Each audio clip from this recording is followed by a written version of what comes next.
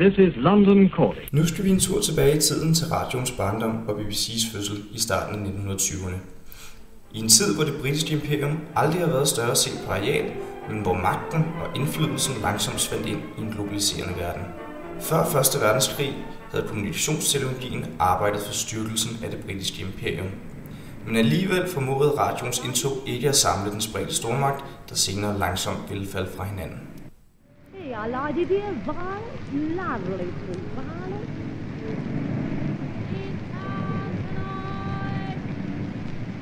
It's time tonight. Aldrig har der været et imperium i samme størrelsesorden som det britiske i dets storhedstid.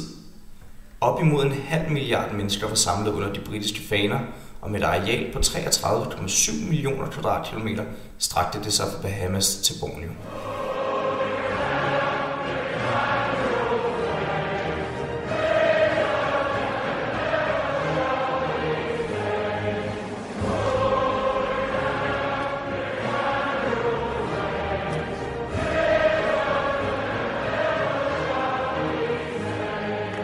Teknologien buldrer frem efter den industrielle revolution. Med radioen blev det muligt at brede budskaber ud til et enormt publikum over store afstande og direkte hjem i befolkningens stuer.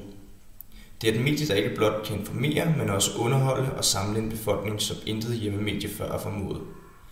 Rundt om i stuerne sidder britterne således samlet om apparatet og lytter til alt fra kongelige taler og nyheder til børneprogrammer og grammofonplader. Good afternoon. Well, I'd like to be able to bring this bunch of records to you. And then I'd see from the look on your face whether each one pleased you or bored you. Songs, for instance, that we've heard so often, sung by our friends or by professional artists or played by bands or broadcast, do they still come to your mind with a fragrance of memory? Der var begyndende tendenser til selvstændighed i mellemkrigstiden i det britiske imperium.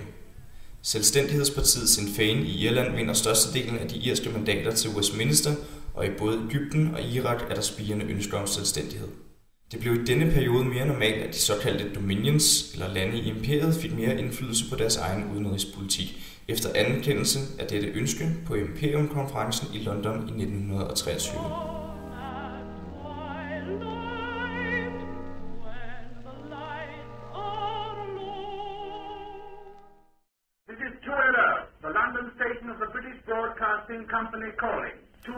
Sådan lød det, da BBC sendte radio for første gang i 1922. Det var kort efter stiftelsen, hvor ca. 30.000 havde mulighed for at lytte med. BBC blev stiftet som en sammenslutning af en række forskellige producenter af radioudstyr. Før stiftelsen var der ingen producenter, der ville dele deres patenter eller gøre deres udstyr kompatibelt med de andre, af frygt for at miste markedsandele.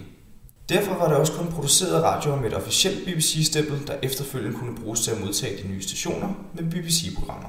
For at undgå, at en producent kom til at sidde med monopol, blev alle producenter af radioudstyr tilbudt at købe aktier i BBC for 1 pund stykket.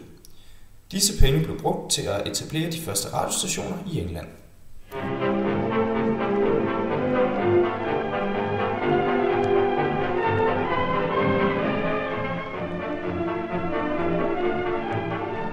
I spidsen for BBC stod John Reith, der var blevet udnævnt til direktør.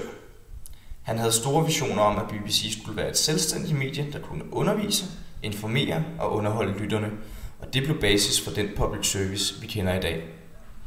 Hans mantra for BBC var The greatest good for the greatest number. Altså den største glæde for det største antal, og antallet af lyttere, det var stødt stigende. Da kong George V's tale ved åbningen af verdensudstillingen i 1924 blev transmitteret, mener man, at over 10 millioner lyttede med i radioen. But we can ask you to do this on St. George's Day. During the last stages of preparation, there have been many adverse factors, not the least of which was a very inclement winter. But industry and perseverance has, I am glad to say, overcome. Public service betød for BBC og Reith, at de følte sig forpligtet til at brede sit budskab til hele imperiet, og ikke kun til sine hjemlige lyttere. Samtidig var det også et ønske fra regeringen om at sprede budskabet om Britishness for at styrke selvforståelsen og dermed imperiet ude i dets dominions. BBC vidste fra start, at de ikke kunne konkurrere kommercielt med de amerikanske stationer. Dette var ikke det store problem hjemligt, da BBC havde monopol på radioudsendelser og tjente deres penge ved at opkræve licens. Licens var dog ikke en mulighed, når der var tale om de oversøiske modtagere af radio, og derfor var BBC i høj grad afhængig af de statslige bidrag, når der skulle formidles til resten af imperiet.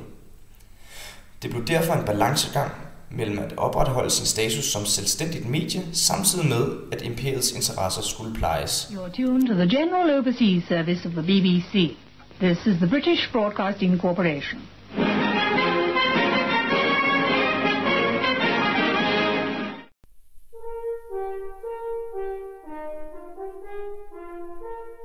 I de første mange år af BBC's historie blev alt radio formidlet på engelsk, og målgruppen var hovedsageligt den hvide, engelsktalende befolkning i tilflytterkolonier som Australien, New Zealand og Canada. Selv da de lancerede deres Empire Service i 1932, finansieret af den britiske regering, specifikt målrettet på de oversøiske kolonier, skulle der gå yderligere 6 år, før den første udsendelse på et fremmedsprog blev sendt. From the four corners of the earth they come. Men from the far-flung British Empire upon which the sun never sets. African troops of the desert lands are in the front line in the defense of democracy.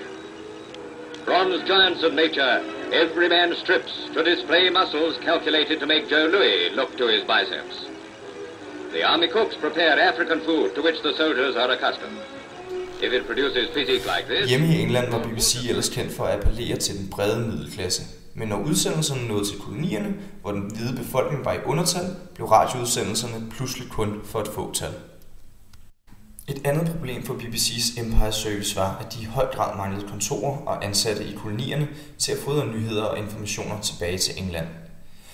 De udstationerede ansatte manglede i de fleste tilfælde viden og erfaring om livet uden for moderlandet, og det kunne høres i radioprogrammerne, der ikke afspejlede de indfødtes liv.